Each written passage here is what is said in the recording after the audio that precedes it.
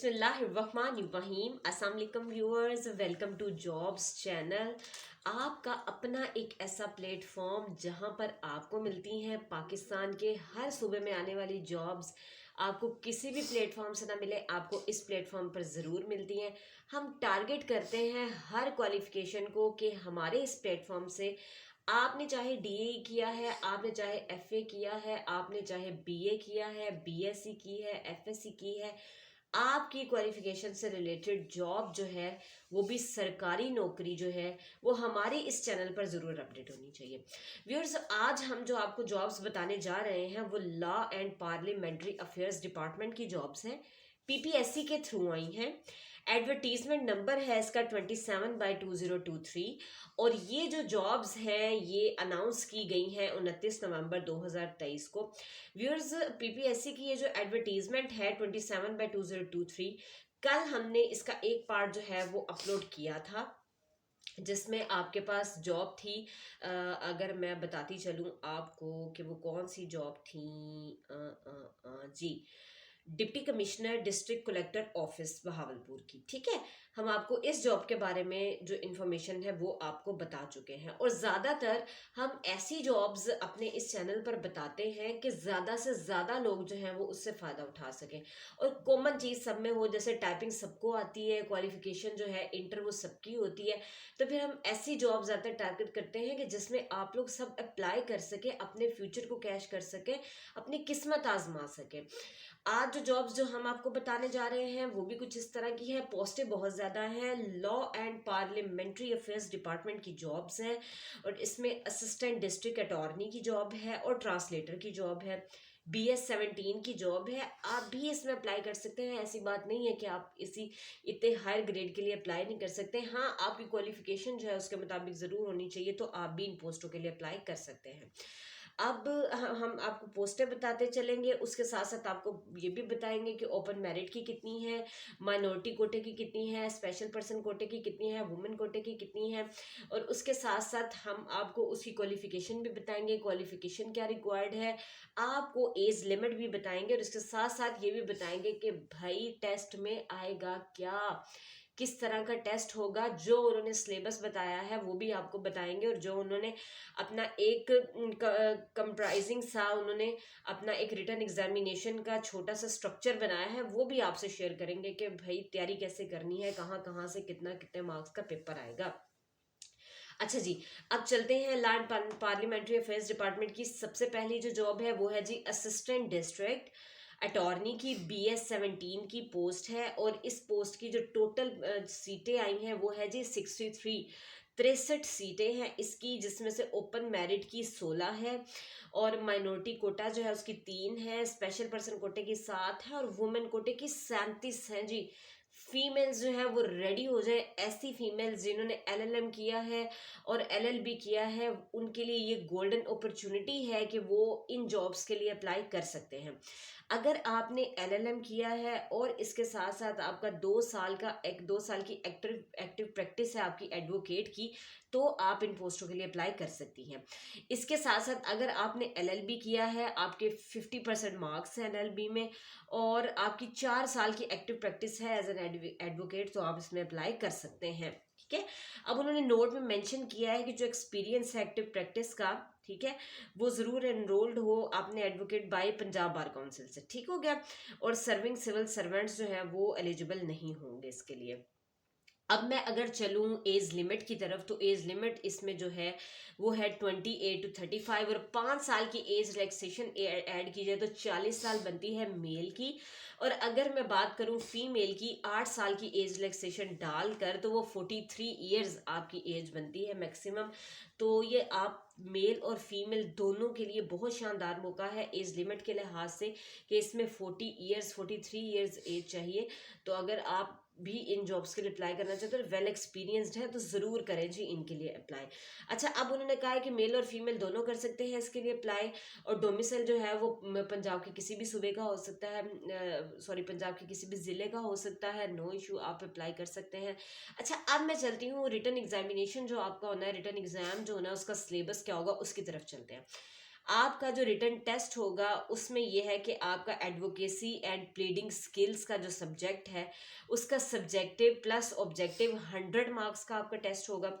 उसके बाद constitutional and administrative law subjective plus objective, इसका आपका टेस्ट होगा 100 मार्क्स का। इसके बाद सिविल लॉ जो है उसका भी सब्जेक्टिव प्लस ऑब्जेक्टिव 100 मार्क्स का आपका टेस्ट होगा।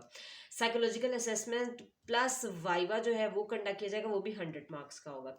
अब इसमें ये है कि कैंडिडेट जो है ना उसके तकरीबन तकरीबन 40% मार्क्स जो है वो उसने ज़रूर सिक्योर किए हों हर पेपर में, और 50% मार्क्स जो हैं वो आपको चाहिए इंटरव्यू में क्वालिफाई होने के लिए। ठीक हो गया।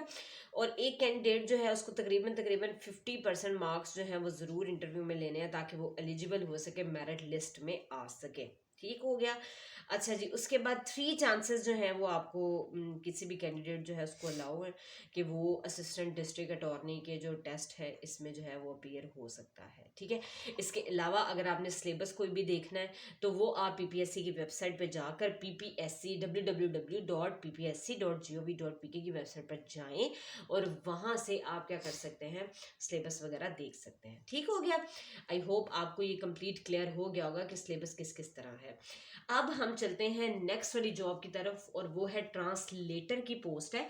BS17 की है ये, और ये कॉन्ट्रैक्ट बेस की है 2 साल की, और इसकी 2 पोस्टें और दोनों पोस्टें ओपन मेरिट की हैं। ठीक है।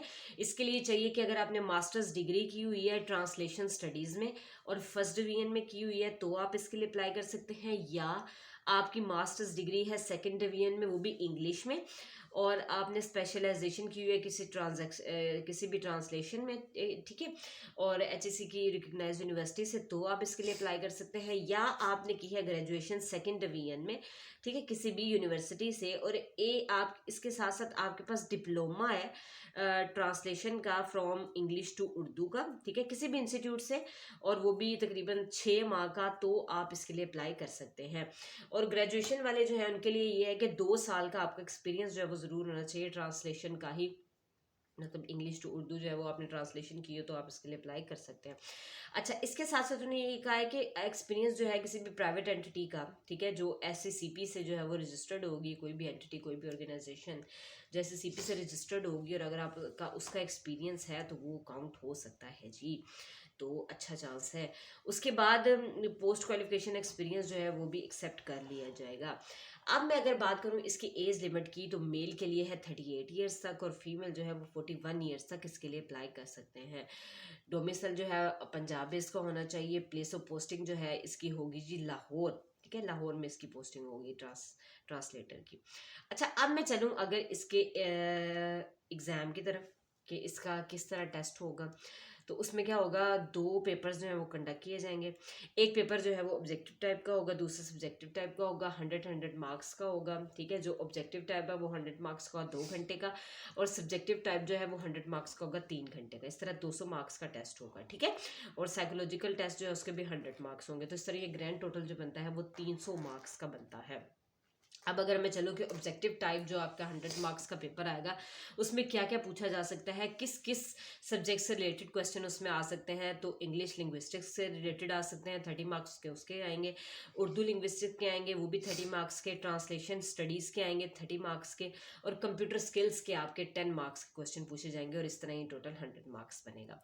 अगर मैं चलूँ सब्जेक्टिव टाइप की तरफ, कि वो जो 100 मार्क्स का पेपर है सब्जेक्टिव टाइप का, ठीक है, उसकी किस तरह डिवीजन किया है, तो उन्होंने कहा है कि translation of English paragraph into Urdu, translation of a legal text into Urdu, translation of the legal terms into Urdu, comprehension of the terms in context, और comprehension of the terms in a given paragraph, translation of Urdu text into English. मतलब ये subjects जो हैं, जो ये categories हैं, इनका 100 marks का आपका क्या होगा, पेपर होगा। ठीक है, इसमें भी उन्होंने मेंशन किया है कि कैंडिडेट का 40% मार्क्स जो है वो लेना हर पेपर में ज़रूरी है, और इस तरह एग्रीगेट जो है वो मार्क्स जो 50% बनेंगे इंटरव्यू के लिए भी डाल के। ठीक है, और तकरीबन 50% मार्क्स जो है वो आपको चाहिए इंटरव्यू में भी। ठीक है, इस पोस्ट वगैरह जो है उसके लिए एलिजिबल होने के लिए।